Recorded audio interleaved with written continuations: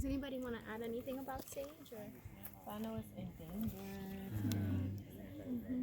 So just to give language to that, I guess like property or characteristic that you were talking about in terms of like getting things flowing.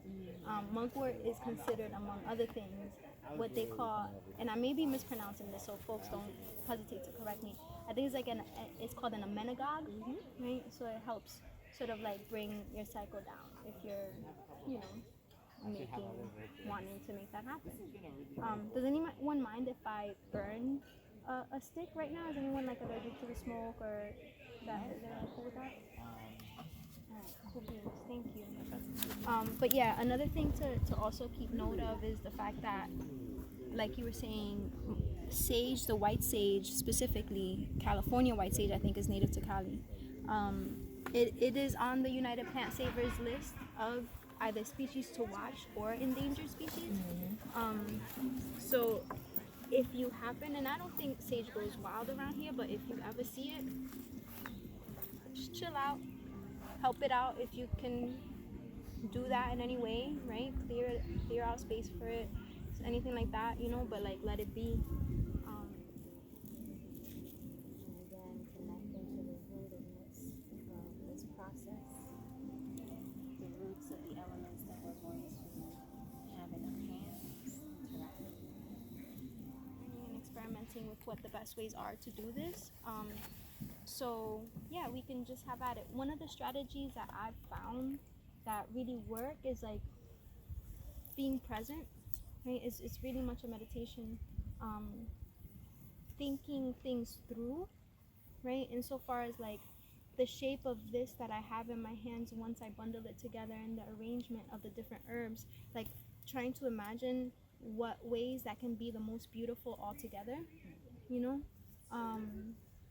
And then sort of holding it all together and then figuring out a way to bind this with just the right amount of tension that will allow it to remain together but still separate enough for the air to flow through, right? So there's a lot of different sort of like layers and levels working here, that I feel like the more present they are, the more they help with not only making a beautiful burning stick, but also with making a burning stick that carries that power. Said the mugwort, protection, having our third eye. It's been used ceremonially, like for astral projection, having more vivid dreams, not necessarily better dreams, but just more vivid dreams, whatever messages need to come through, you know, for you to be open to receive them, basically. I can imagine lavender is like tranquilness, peace. But a very powerful one, right?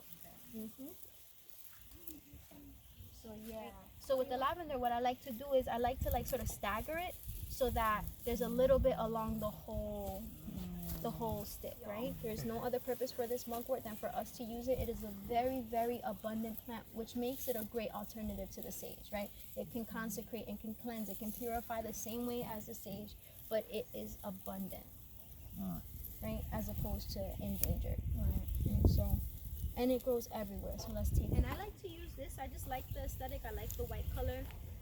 The twine gets a little bit like loose, like the thread starts to come out a little bit. So just something to consider. And then the yarn, as pretty as it is, I have used empty spots. Like let's say for instance, like right here.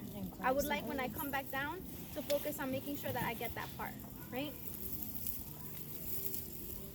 Are questions coming up for folks as you're like living into this practice right now?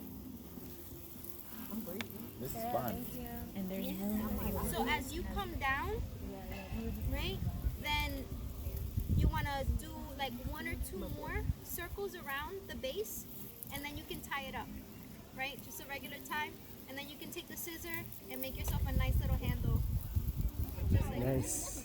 If you want it like that, just know that when you burn it, it's going to start. All right. The tent is still there. If you want a little bit more compact, then Oh, this one that she made.